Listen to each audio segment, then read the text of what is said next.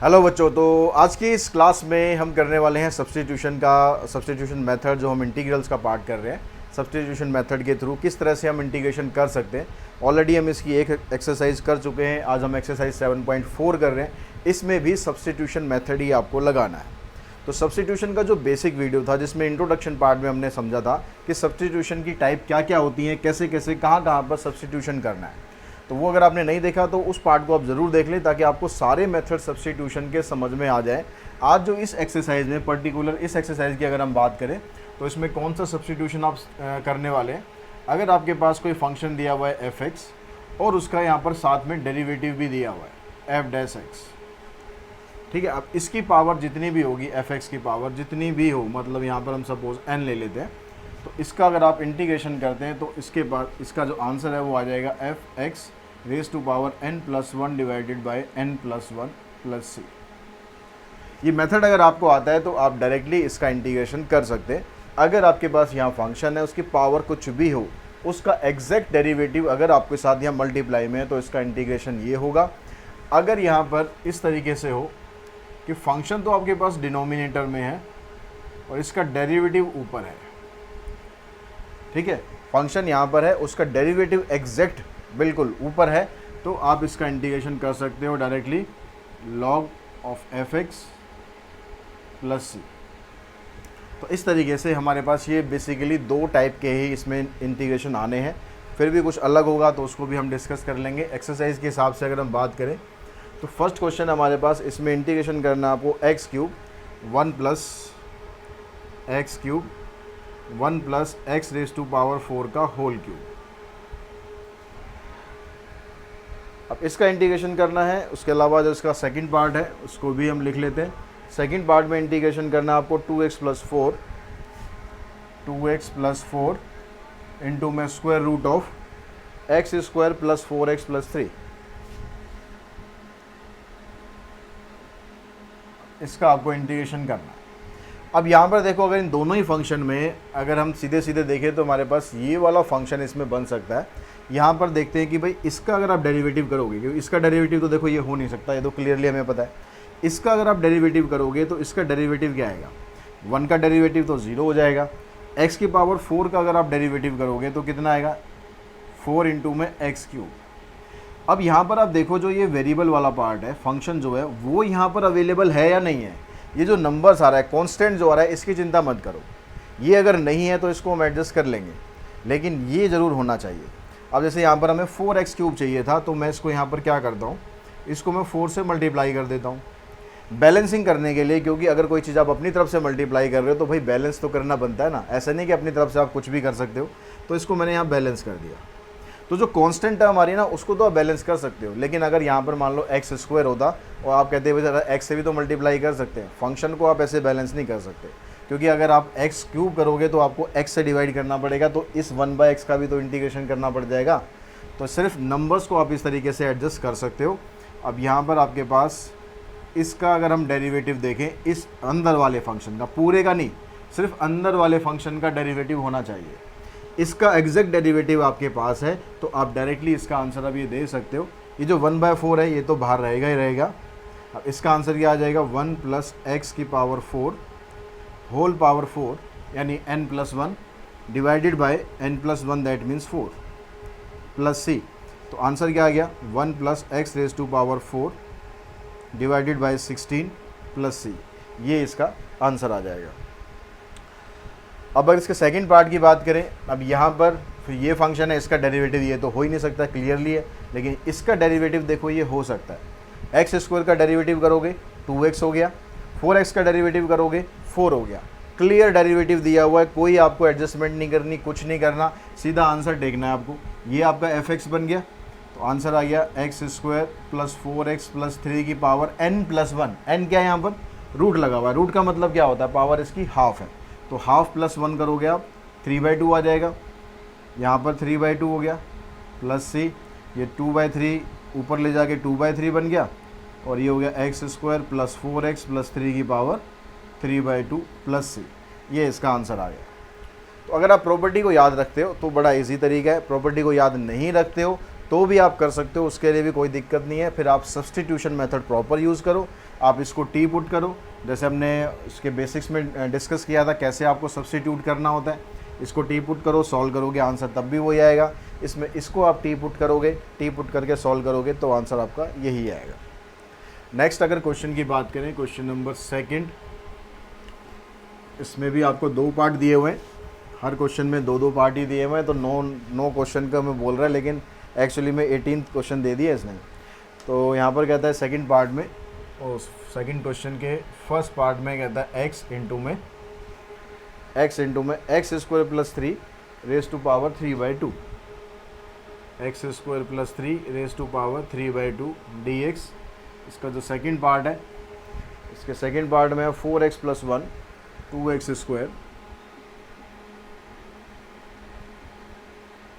Square plus x minus 7 dx। अब यहाँ पर भी देखो वही प्रॉपर्टी बन रही है। इसका अगर आप डेरिवेटिव करते हो तो क्या आएगा, इसका डेरिवेटिव आएगा 2x। तो 2x में से x तो आपको दे दिया, वेरिएबल वाला पार्ट तो दे ही दिया है, बस 2 और चाहिए यहाँ पर। तो 2 चाहिए तो 2 से मल्टीप्लाई कर देते हैं और इसको बैलेंस कर देते हैं। ये हो गया एक्स स्क्वायर प्लस 3 की पावर 3/2 dx। अब इसका जब एग्जैक्ट डेरिवेटिव यहाँ पर है तो आंसर क्या बन गया आपका 1/2, तो ये है इधर एक्स स्क्वायर प्लस 3 की पावर 5/2, यहाँ पर आ जाएगा 2/5। ये 5 ऊपर शिफ्ट हो जाएगा सीधा, 2 2 जा 4, और ये आपका आंसर बन गया एक्स स्क्वायर प्लस 3 की पावर 5/2 प्लस c। अगर इस वाले क्वेश्चन की बात करें तो इसमें जो दूसरी वाली प्रॉपर्टी है वो बन रही है, क्योंकि इसमें डिनोमिनेटर में फंक्शन आपको दिया हुआ है और नीचे वाले का जो डेरिवेटिव है लेकिन यहाँ पर रूट लगा हुआ है, तो ये अभी वो वाली नहीं बनेगी। इसमें भी आप यही वाली प्रॉपर्टी बनाओगे क्योंकि यहाँ रूट लगा हुआ है। अब ये वाली प्रॉपर्टी कैसे बनाओगे, डिनोमिनेटर में दिया हुआ है, लेकिन इसको आप डिनोमिनेटर को ऊपर ले जा सकते हो। इसको आप ऐसे भी तो लिख सकते हो 2x स्क्वायर एक्स माइनस 7 की पावर माइनस हाफ और इंटू में dx। अगर यहाँ पर ये रूट नहीं होता तो आप यहाँ सेकंड वाली प्रॉपर्टी बना देते, क्योंकि उसमें क्या होता है नीचे जो भी फंक्शन दिया हुआ उसका एग्जैक्ट डेरिवेटिव ऊपर चाहिए। अब यहाँ पर रूट का अगर आप डेरिवेटिव करोगे तो 1/2 रूट एक्स भी आएगा साथ में, तो उसकी वजह से आप सेकंड वाली प्रॉपर्टी इसमें नहीं लगा सकते। तो अब यहाँ पर हम क्या करते हैं, इसका डेरिवेटिव एग्जैक्ट यहाँ पर है आपके पास, 2x स्क्वायर का डेरिवेटिव हो गया 4x, x का डेरिवेटिव हो गया 1। तो आंसर क्या आ गया आपके पास कि 2x square plus x minus 7, इसकी पावर इसमें 1 ऐड करेंगे तो हाफ हो जाएगी, और उस हाफ को यहाँ डिवाइड करके सॉल्व करोगे तो यहाँ पर 2 आ जाएगा। तो ये इसका सेकंड पार्ट का आंसर आ जाएगा। थर्ड क्वेश्चन का जो फर्स्ट पार्ट है उसमें कहता है यहाँ पर integration of 3x plus 1, integration of 3x square plus 1 divided by, और 3x है ऊपर, 3x square 2x minus 5, 3x square 2x minus 5 whole power 3।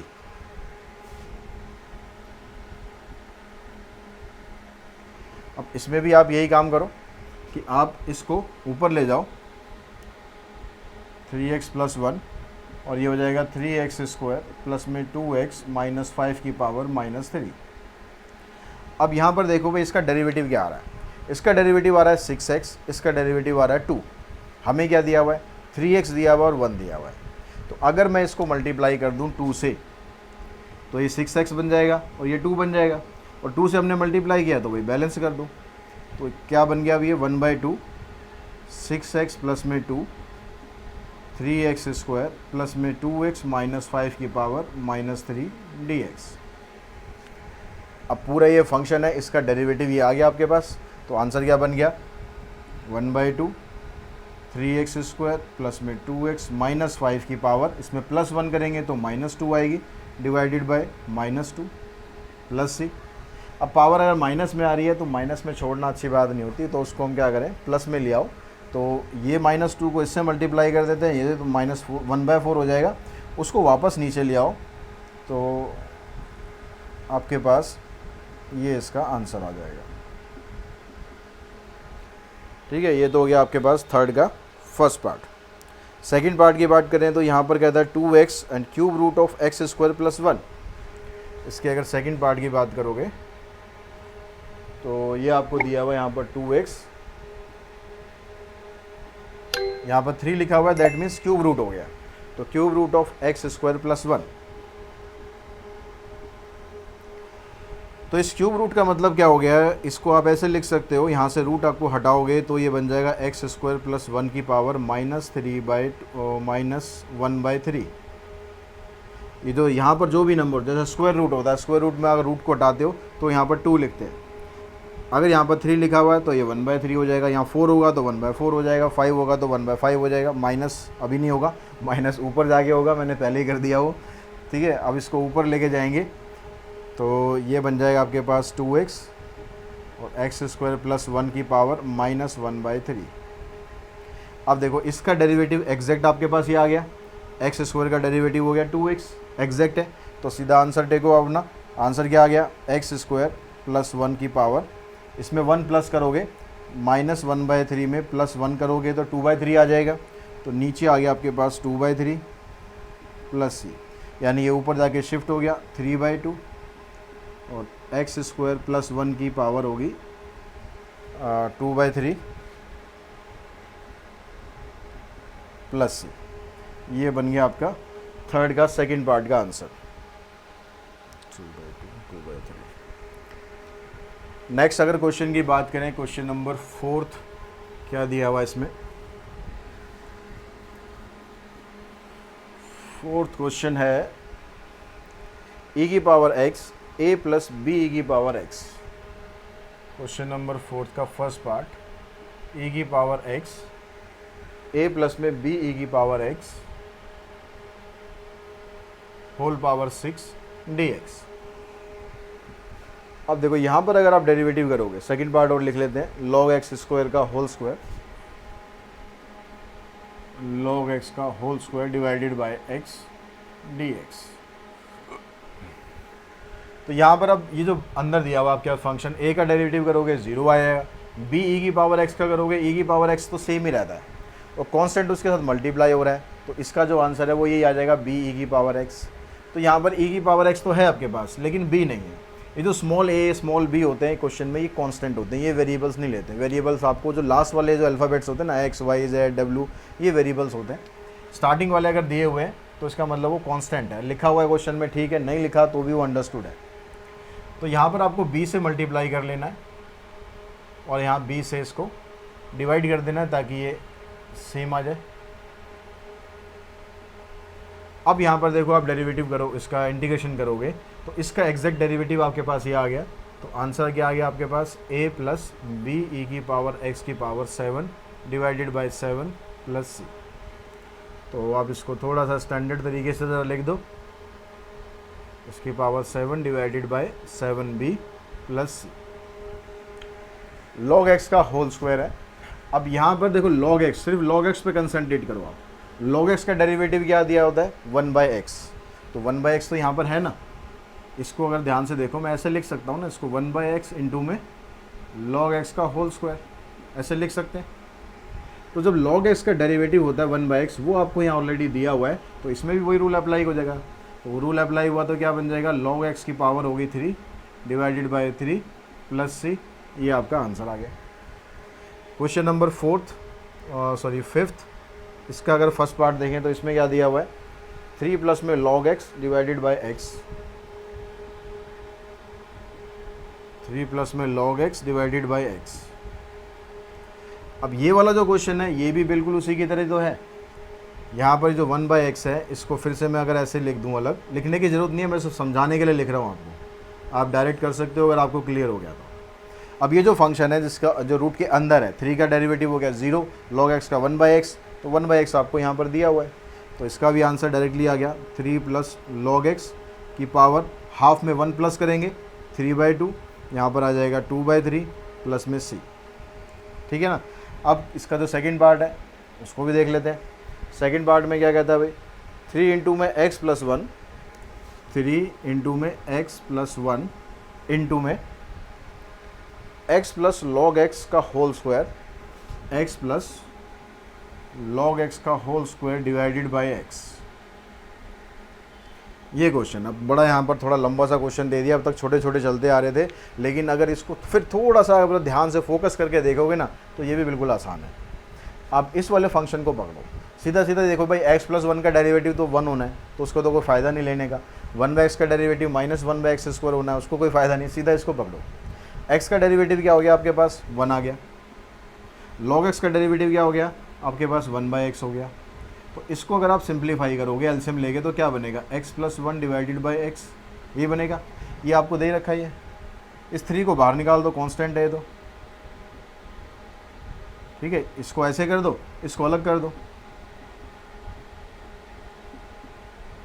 अब क्योंकि इसका एग्जैक्ट डेरिवेटिव आपको यहाँ मिल गया, जब इसका एग्जैक्ट डेरिवेटिव मिल गया तो फिर से वही प्रॉपर्टी लगा दो जो अब तक हम करते आ रहे हैं। ये 3 तो बाहर रहेगा ही रहेगा, अंदर आ जाएगा x प्लस log x की power 3 divided by 3 plus c, इससे ये कैंसिल, आंसर आ गया x प्लस log x की पावर 3 प्लस c।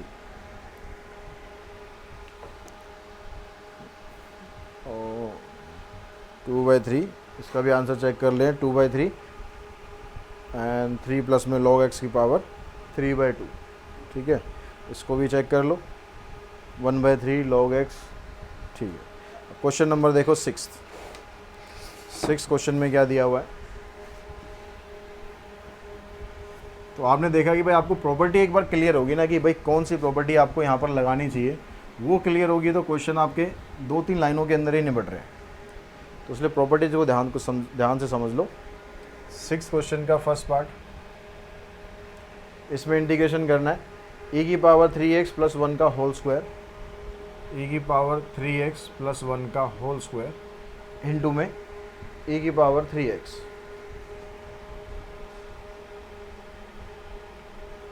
और इसके सेकंड पार्ट में दिया हुआ है आपको e की पावर 4x, e की पावर 4x 1 प्लस e की पावर 4x का होल स्क्वायर इंटू में dx, ठीक है। अब यहाँ पर भी ये दोनों क्वेश्चन सिमिलर टाइप के ही हैं, दोनों क्वेश्चन सिमिलर टाइप के ही हैं। इसमें बस यहाँ पर नीचे दी हुई है टर्म, इसमें यहाँ पर आपको ऊपर दी हुई है। इसका अगर आप डेरिवेटिव करोगे e की पावर 3x का डेरिवेटिव क्या आएगा, e की पावर का सेम ही रहता है। अब 3x का डेरिवेटिव करोगे तो इंटू में 3 और आ जाएगा, मतलब ये 3 एक्स्ट्रा और आ रहा है, तो ये 3 एक्स्ट्रा आ रहा है तो क्या दिक्कत है, बैलेंस कर दो, यहाँ डिवाइड कर दो और यहाँ पर मल्टीप्लाई कर दो, हो गया सेम। इसका डेरिवेटिव एग्जैक्ट ये आ गया आपके पास, तो आंसर क्या आ गया 1/3, तो ये वाला आ गया e की पावर 3x प्लस 1 की पावर 3 डिवाइडेड बाई 3, तो आंसर हो गया 1/9 e की पावर 3x प्लस 1 की पावर 3 प्लस में c, ठीक है। ये हो गया हमारा 6 पार्ट का आंसर।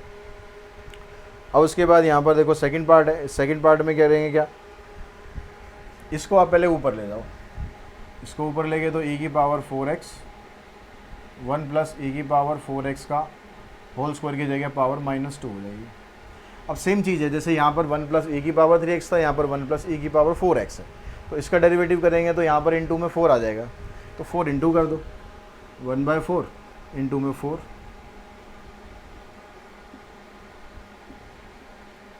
अब इंटीग्रेशन यहाँ लगाओगे तो 1/4, तो 1 प्लस e की पावर 4x की पावर, इसमें 1 ऐड करोगे तो -1 आएगा डिवाइडेड बाय -1।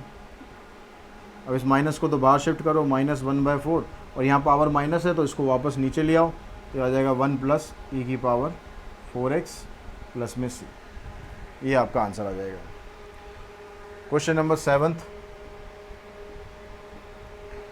क्वेश्चन में कहता है x की power 5 divided by 1 plus x की पावर 6।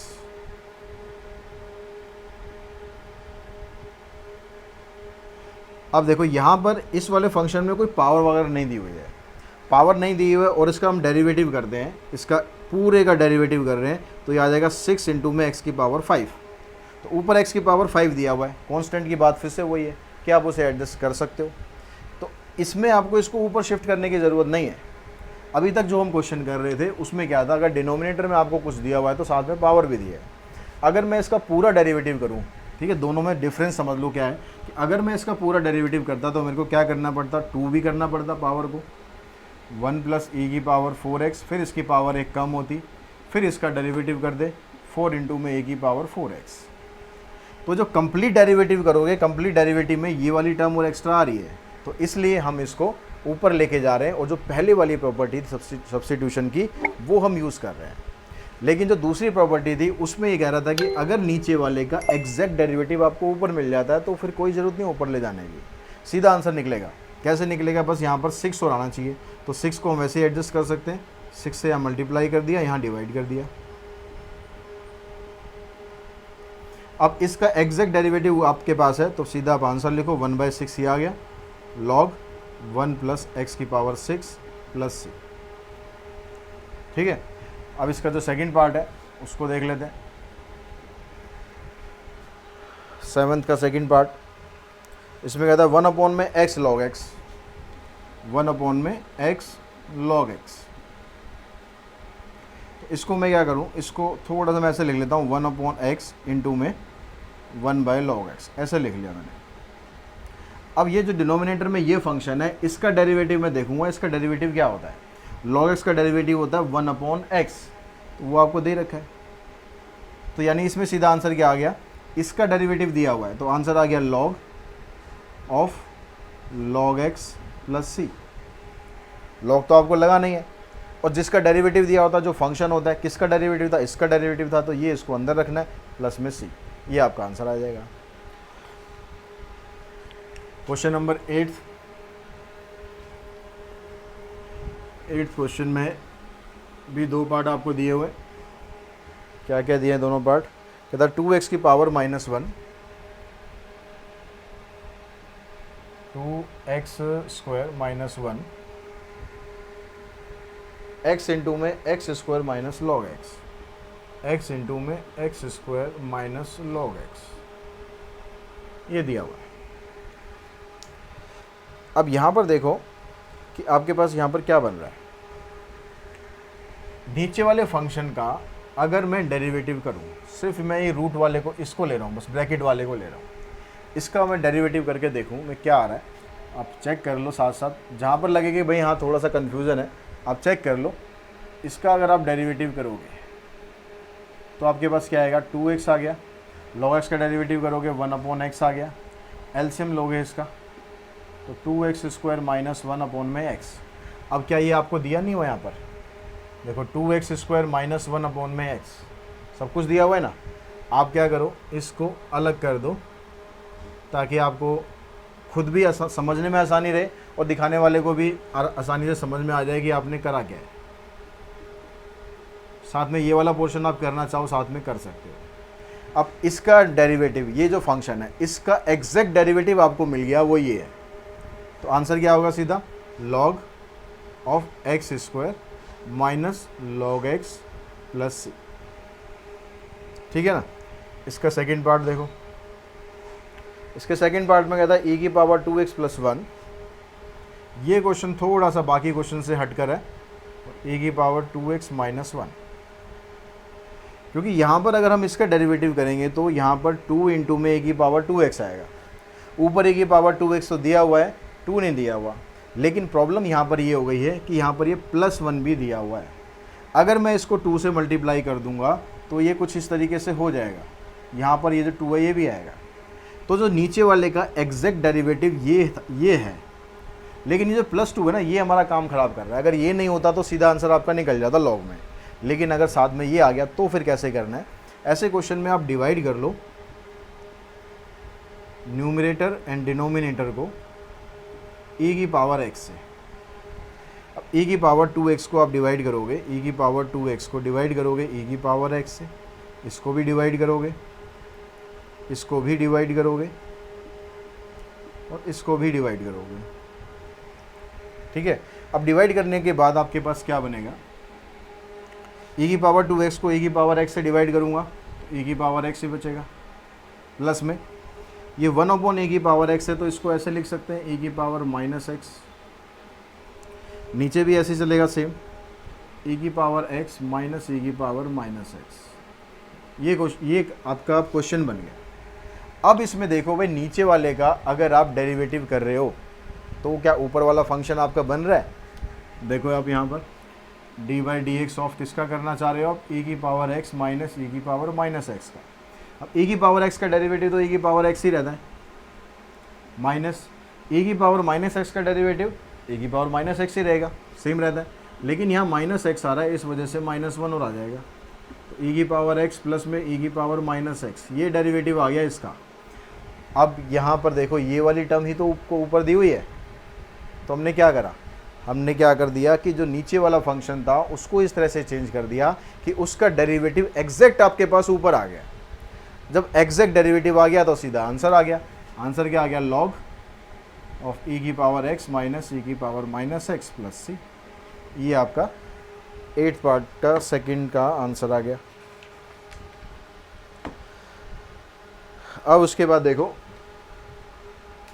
Question number 9th।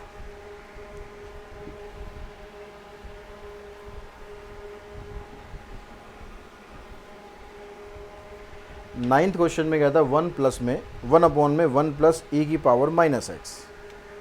तो यहाँ पर 1 अपॉन में 1 प्लस e की पावर माइनस x। तो ये जो पावर माइनस, अभी जो हम सीधा अगर हम देखने की कोशिश करें तो भाई इसका डेरिवेटिव हमारे पास ऊपर नहीं है, तो हम क्या करें, ये जो पावर माइनस में इसको पहले सिंप्लीफाई करके देखते हैं क्या बनता है। तो ये आ जाएगा ऐसे, नीचे वाले का एलसीएम ले लो, एलसीएम लेके आपके पास यहाँ e की पावर x आएगा प्लस 1 डिवाइडेड बाई e की पावर x। ये e की पावर x ऊपर शिफ्ट हो जाएगा, क्या बच गया, अब e की पावर x प्लस 1। पिछले क्वेश्चन की तरह थोड़ा थोड़ा, लेकिन यहाँ पर ऊपर देखो कुछ प्लस या माइनस में नहीं आ रहा है, तो नीचे वाले का एग्जैक्ट डेरिवेटिव आपके पास ऊपर बन रहा है। e की पावर x का डेरिवेटिव e की पावर x हो गया, 1 का डेरिवेटिव 0 होता है। तो जब नीचे वाले का एग्जैक्ट डेरिवेटिव ऊपर आ गया तो आंसर क्या आ गया, लॉग ऑफ e की power x plus 1 plus c। और ये आपका 9th क्वेश्चन का आंसर आ गया। इसमें एक ही पार्ट दिया हुआ है। तो इस तरह से हमने एक्सरसाइज 7.4 कंप्लीट करी। देखो दो प्रॉपर्टी थी यहाँ पर, दोनों की दोनों हमने यूज़ करी। बस आपको समझना है, ध्यान से समझो, क्वेश्चन को बार बार देखो, समझो, समझने के बाद इसके एग्जांपल्स ट्राई करो। फिर भी कुछ प्रॉब्लम आती है तो फिर मैं हूँ आपके साथ, उसकी चिंता मत करो। कमेंट बॉक्स में कमेंट करो और मुझे बताओ कि आपको क्या प्रॉब्लम इसमें फेस कर रहे हो। ठीक है, तो आज की इस वीडियो में हम इतना ही करते हैं। और साथ ही वीडियो आपको पसंद आ रहा है, आपको कंटेंट पसंद आ रहा है, तो वीडियो को जितना शेयर कर सकते हो उतना शेयर करो, क्योंकि अप्लाइड मैथमेटिक्स का कंटेंट ज़्यादा अवेलेबल नहीं है।